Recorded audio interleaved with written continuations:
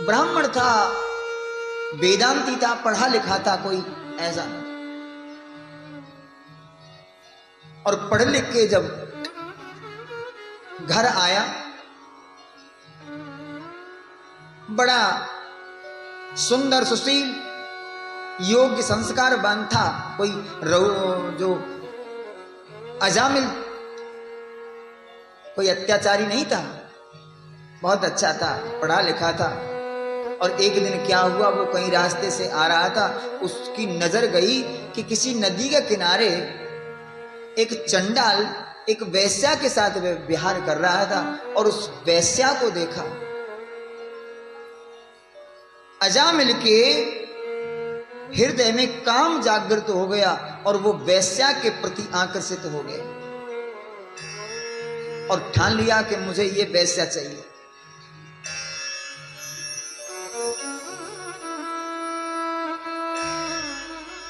वेदों का, शास्त्रों का ज्ञाता अजामिल जैसा पंडित एक झलक किसी स्त्री पुरुष को विहार करते हुए देखकर, और वो इतना पागल हो गया कि सारे घर का जो धन था सारा वेश्या पर लुटा दिया। माता पिता मर गए चिंता में, और वेश्या को पत्नी बना के ले आया, घर में रखा।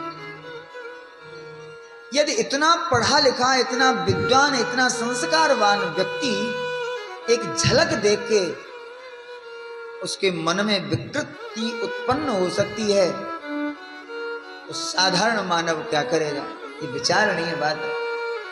आज सुबह से उठते ही मोबाइल जब खोलते हैं तो वहां चलचित्र के अलावा कुछ नहीं। बच्चों के लिए जो लोग समझदार हैं वो ज्यादा ज्यादा व्हाट्सएप खोलेंगे। जो सुबह से शाम तक चलचित्र ही चलचित्र देख रहे हैं, और अब तो ऐसा समय आ गया है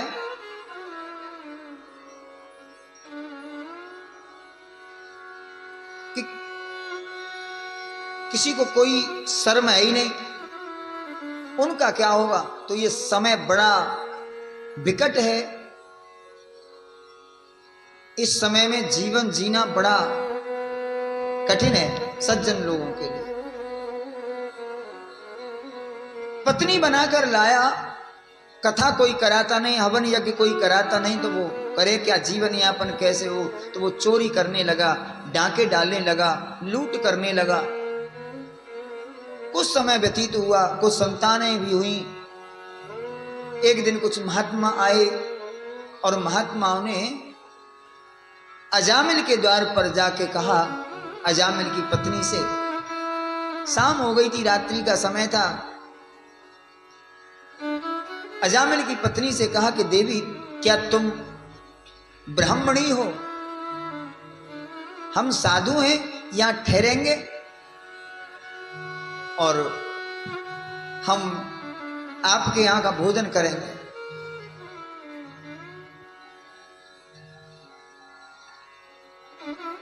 वो अजामिल की पत्नी बोली, महाराज मैं आपसे झूठ नहीं बोलूंगी। मेरी माता ने कहा कभी साधु से झूठ मत बोलना, चाहे जो भी करना। मैं ब्राह्मणी नहीं, मैं एक वैश्या हूं। मेरा पति ब्राह्मण है और वो भी ब्राह्मण ही है, बाकी कर्म चोरी करता है। कहानी सुनाई। महात्मा लोग बोले, तो देवी हम तुम्हारे घर का अन्न नहीं खा सकते, हम तुम्हारे हाथ का भोजन नहीं करेंगे। वो वैश्या ने कहा, भगवान तुम मेरे हाथ का मत खाओ, परंतु सूखा सीधा लेने में कोई बुराई नहीं है। तुम सूखा सामान ले लो, अपने हाथ से बना के खा लो, कोई बात नहीं। सूखा सामान लिया, एक पीपल के वृक्ष के नीचे उन्होंने भोजन बनाया और खाया। रात्रि विश्राम किया और सुबह जाने लगे। और जैसे ही सुबह महात्मा जाने की तैयारी कर रहे थे तो अजामिल आ गए। बोले, ए महात्मा, हमारी अनुपस्थिति में हमारे घर में आने की हिम्मत कैसे की? अजामिल की पत्नी ने कहा, ये वृंदावन जा रहे थे, अयोध्या से आए हैं, कुछ भोजन करने की आशा थी, इच्छा थी, भोजन किया, अब रात्रि विश्राम किया, अब जा रहे हैं, क्या हो गया? अजामिल बोले तो जाओ। महात्मा बोले तो जाएंगे तब। महाशय पहले तुम हमें दक्षिणा दो, तुम्हारे घर का जो अन्न हमने खाया है, दक्षिणा तो बनती है, दक्षिणा दो। अजामिल बोले हमारी यही दक्षिणा है कि हमने तुमको लूटा नहीं तो तुम्हारे जैसे महात्माओं के दक्षिणा को छीन लिया करते हैं। अजामिल की पत्नी बोली नहीं, कुछ तो देना ही होगा, दक्षिणा तो देनी ही चाहिए। तो अजामिल बोला मांगो, क्या चाहते हो? बोले यदि देना चाहते हो तो दक्षिणा दो, हमें रुपया पैसा नहीं चाहिए। कितनी संतानें तुम्हारी? बोले 9 पुत्र हैं हमारे और 10वां होने वाला है। ये 10वां होने वाला है तो इस 10वें पुत्र का नाम नारायण रखना, नारायण रखना। और ये कह के चले गए। पुत्र का जन्म हुआ और उसका नाम नारायण रखा। अजामिल वृद्ध हो गए और एक दिन अजामिल को लेने के लिए यमदूत आ गए और यमदूतों ने यम के पासों से बांधकर जो मार लगाना शुरू किया। अजामिल चिल्लाए और अजामिल ने अपने पुत्र नारायण को आवाज दी, हे नारायण नारायण नारायण। कहीं खेल रहे थे, नारायण तो आए नहीं, नारायण के पार्षद आ गए और पार्षदों ने आकर यम के दूतों से अजामिल को छुड़ा लिया।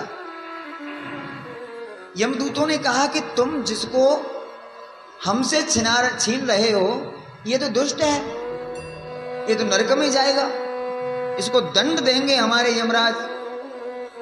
बोले ये दंड का पात्र नहीं है। तो बोले ये हमारे नारायण का भक्त है। बोले ये नारायण का भक्त नहीं है, ये तो दुष्ट है। बोले दुष्ट होगा, लेकिन अभी अभी इसने अपने पापों का प्रायश्चित कर लिया। कैसे? बोले नारायण पुकारने से। बोले वो तुम्हारे नारायण को नहीं पुकारा, इसने तो अपने पुत्र को पुकारा, इसने अपने पुत्र नारायण को पुकारा। तो जो अनादिकाल से नारायण है वो उसकी माने कि इसकी माने, ये तो कल परसों हुआ।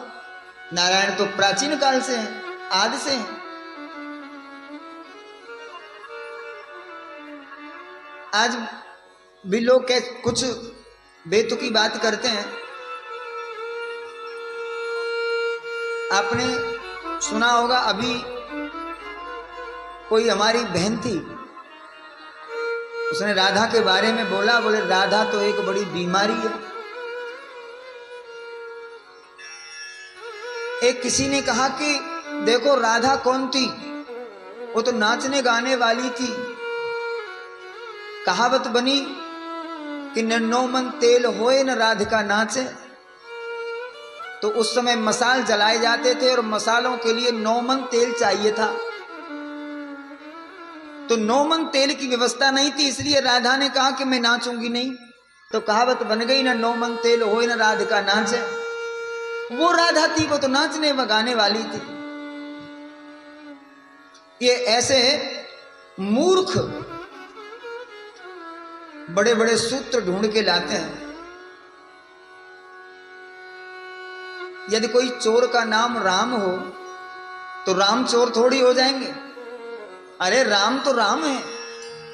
यदि कोई नाचने गाने वाली अपना नाम राधिका रख ले तो क्या वो राधा थोड़ी हो जाएगी?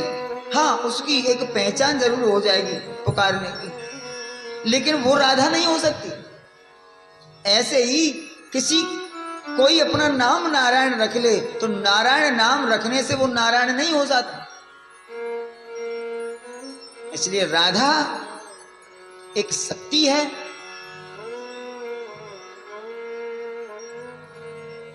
और राधा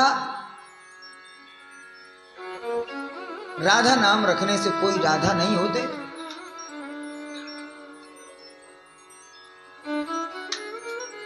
और यही भगवान के पार्षदों ने कहा कि हमारे नारायण का एक विधान है, एक नियम है, एक विरध है। क्या?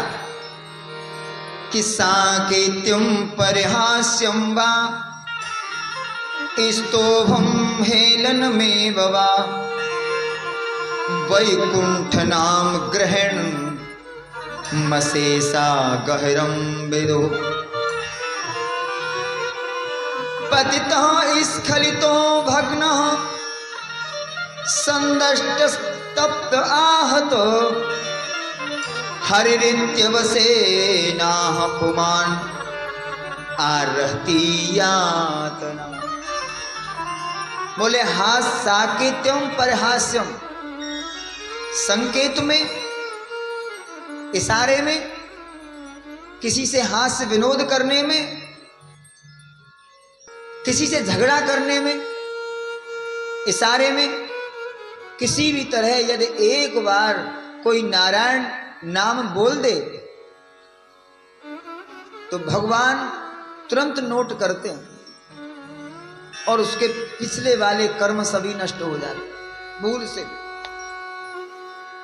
भाव को भाव अनख आलस हो, भाव को भाव अनख आलस हो, भाव को भाव अनख आलस नाम जपत मंगल दिस दस हो, नाम जपते मंगल दिस दस हो, नाम जपत मंगल दिस दस हो, नाम जपते मंगल दिस दस हो, भाव को भाव अनख आलस हो, भाव को भाव अनख आलस। किसी भी तरह जमाई लेते हुए हे राम बोल दिया तो कल्याण। दुख में सुख में बैठे सोते चलते जागते जैसे यमदूतों को भगा दिया। और ये यमदूत और भगवान के पार्षदों का संवाद अजामिल ने सुना और यमदूतों के जाने के बाद भगवान के पार्षद बोले प्रभु महाराज आप चलो, भगवान ने तुमको बुलाया। अजामिल बोले भगवान मैं कैसे उस ईश्वर के समक्ष जाकर मुंह दिखाऊं। पहली बात तो बड़े भाग मानस तन पावा, सुर दुर्लभ सद ग्रंथन गावा। पहले तो भगवान ने कृपा करके मुझे मनुष्य शरीर दिया,